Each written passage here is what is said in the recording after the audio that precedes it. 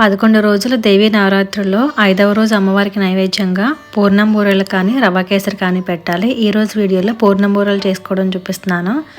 దానికోసం బౌల్లోకి 4 గంటల ముందు అరకప్పు మినపప్పు వేసుకుని నానబెట్టుకోవాలి. అలాగే 2 గంటల ముందు ఒక అరకప్పు ఇడ్లీ నూక కూడా బౌల్లోకి వేసి నానబెట్టుకుని ఒక అరకప్పు బియ్యపిండి కూడా బౌల్లోకి వేసి కొద్దిగా వాటర్ వేసి తడిపి పెట్టేసుకోవాలి.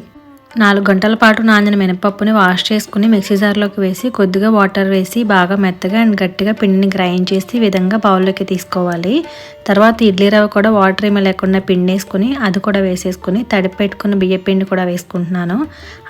అలాగే పావు కప్పు బెల్లం తురుము, ఒక పావు టీ స్పూన్ సాల్ట్ కూడా వేసుకుని మొత్తం అంతా కూడా బాగా మిక్స్ చేసి ఈ తోపుని రెడీగా పెట్టుకోవాలి. ఫింగర్కి ఎలా పడితే బూరికి అలానే తోపు పిండి పడుతుంది.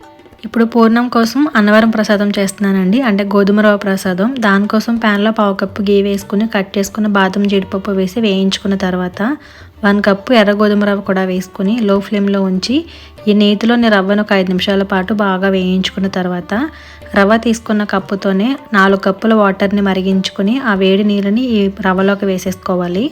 వేసుకున్న తర్వాత ఒకసారి కలిపేసుకుని లో ఫ్లేమ్లో ఉంచి మూత పెట్టి కొంచెం గ్యాప్ ఉండేలాగా 5 నిమిషాల పాటు నీళ్ళన్నీ కూడా ఎగిరిపోయేంత వరకు ఉడికించుకోవాలి. మనం ఈ విధంగా కలుపుకొని చూస్తే రవ్వ అంతా కూడా మెత్తగా ఉడికిపోయిన తర్వాత రవ్వ తీసుకున్న కప్పుతో 1 కప్పు బెల్లం తురుము, అరకప్పు పంచదార కూడా వేసుకుని మొత్తం అంతా కూడా బాగా కలుపుకోవాలి. బెల్లం పంచదార కూడా కరిగిన తర్వాత ఇది కొంచెం పలచబడుతుందండి. మళ్ళీ మూత పెట్టేసుకుని దగ్గర పడేంత వరకు మధ్య మధ్యలో కలుపుకుంటూ ఉడికించుకోవాలి. మళ్ళీ ఇంకొక 4 నిమిషాల తర్వాత ఒక 1 టీ స్పూన్ దాల్చిన పొడి వేసుకుని మొత్తం అంతా బాగా కలుపుకొని స్టవ్ ఆఫ్ చేసుకుని దీన్ని పూర్తిగా చల్లార్చేసుకోవాలి. మనకి ప్రసాదం చల్లారిన తర్వాత ముందుగా వేయించుకున్న బాదం జీడిపప్పు వేసి ఒకసారి అంతా మిక్స్ చేసేసుకుని చేతికి కొద్దిగా నెయ్యి అప్లై చేసుకుని కావాల్సిన సైజులో మనం పూర్ణం బాల్స్ని రెడీ చేసి పెట్టేసుకోవాలి.